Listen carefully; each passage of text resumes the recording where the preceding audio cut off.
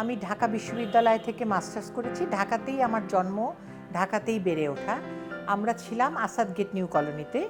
তো আমরা এক ভাই এক বোন ছিলাম ঠিকই, কিন্তু আমাদের একটা একান্নবর্তী পরিবারই বলা যায়, একটা বৃহত্তর পরিবার ছিল, যেখানে আমার ফুফাতো ভাই, আমার ভাই বোন, চাচাতো ভাই বোনরা, ফুপু সবাই এখান থেকে পড়াশোনা করেছে আমাদের বাসা থেকে।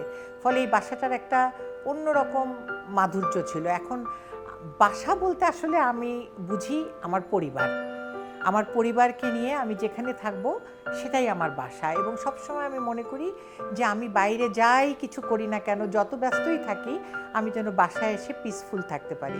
যখন বিয়ে হলো, আমার বিয়ের অনেক বছর হয়ে গেছে, তো এরপরে আমি আমার শ্বশুরবাড়িতেও যৌথ পরিবারে ছিলাম।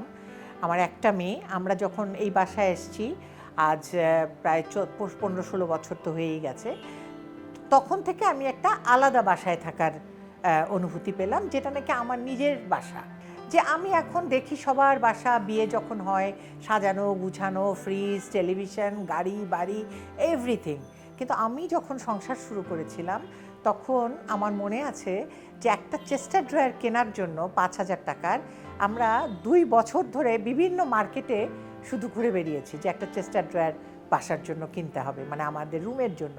বাসা বলতে কিন্তু তখন শুধু রুমটাই আমার বাসা ছিল, কারণ আমি একটা বাসায় আমার শ্বশুরবাড়িতে একটা রুমে থাকতাম।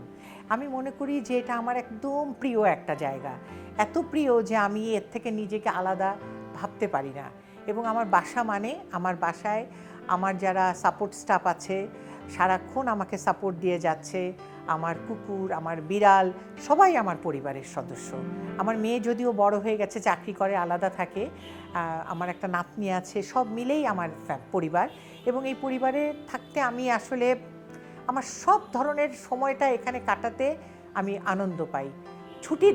ছুটির দিনেও আমি যদি মানে দীর্ঘ ছুটি থাকে, আমি বাসায় থাকতে আমার কোনো আনকমফোর্টেবল ফিলিং হয় না। অনেকেই আছে যে আমাদের এই বিল্ডিংয়েই ড্রয়িং এবং ডাইনিংটাকে আলাদা করে ফেলেছে, কিন্তু আমরা এটা করিনি। এটা ঢোকার পরে যেটা হয়েছে যে একটা ওপেন স্পেস যেন পাওয়া যায়, ঢুকেই যেন একটা ড্রয়িং ডাইনিং। কারণ আমি দেখেছি যে আমাদের যারা লোক আসে সবাই মোটামুটি আমাদের পরিচিত, ফলে একটা ড্রয়িং ডাইনিং যদি বড় হয়, খেতে খেতে আড্ডা দেওয়া যায়, গল্প করা যায়। ড্রয়িং ডাইনিং একসাথে বসে একটা বড়, যেহেতু আমাদের বাসাগুলি এখন অনেক বড় না এই বাসাগুলো, ফলে একটু ড্রয়িং ডাইনিংটা থাকলে আপনি একটু কয়েকজন লোক আসলেও 15-20 জন লোক পর্যন্ত কমফোর্টেবলভাবে থাকা যায়। এই চিন্তা করে আমরা আসলে ড্রয়িং আর ডাইনিংটাকে এক জায়গায় রেখেছি। ড্রয়িং রুমে যেমন আমার পার্সোনাল পছন্দ যে আমি খুব দেশীয় জিনিস, দেশীয় না হলেও মানে কিছু মানে একটু অন্য ধরনের জিনিস দিয়ে ঘর সাজাতে পছন্দ করি। এর মধ্যে মাস্ক আছে সবচেয়ে বেশি, বিভিন্ন ছোট ছোট শোপিস আছে। আমি বাইরে, দেশের বাইরে যখন যেখানে গিয়েছি, আমরা সেগুলো নিয়ে এসেছি। আমার মেয়ে এনেছে, আমার স্বামী ছিল, সে এনেছে।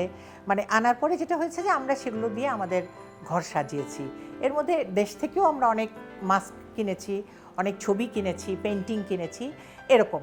তো এটা করতে গিয়ে আমি দেখলাম যে আমার কাছে এই ঘর সাজানোটা অল্প টাকার মধ্যে, অনেক বেশি টাকা লাগে সেটাও বলবো না, আমার মনে হয় যে মোটামুটি একটা টাকার মধ্যে। আর যেহেতু আমি নিজে সোনা গয়না এসবের দিকে আমার খুব একটা নজর নাই, ফলে আমার একটা 5-10 হাজার টাকা দিয়ে একটা মানে শোপিস কিনতে আমার গায়ে লাগে না, এরকম আর কি বিষয়টা। তো আমার কাছে মনে হয়েছে যে আমি আমার বাসাটা এইভাবেই সাজাবো।